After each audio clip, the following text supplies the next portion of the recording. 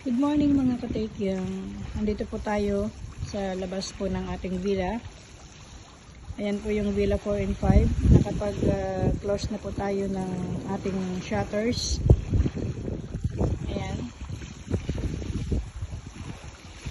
Tapos na tayo dito. Kaya lilipat po tayo sa villa 2. Ayan. Dapat po sana mga katekyang may guest po ako itong November 11 hanggang December 2. Kaso nga lang po, sinabi namin na maganda naman po ang panahon pero mahangin. Ayan mga katekyan. Kaya ang sabi po nila, next year na lang daw. So, bali sila po ang pinakaunang guest ko sa June.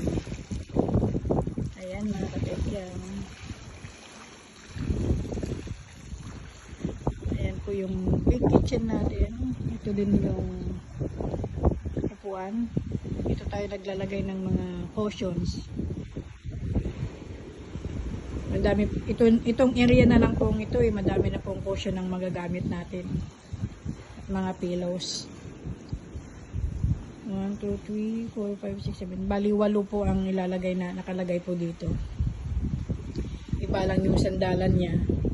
Bali yung sandalan niya is 16. Tapos yung mga pillows na maliliit na dekorasyon, bali nasa 22 ang nilalagay dito. Ang dami no, dito lang sa area na to.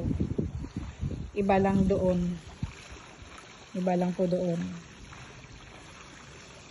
Iba din po yung nilalagay natin dito ng mga upuan. Hanggang doon. Tapos yung mga cushion din po dito. Madami pong cushion dito, tapos yung mga umbrella. Ayan mga katekyan, shout out po sa inyong lahat. Sarap maligo po dito sa pool.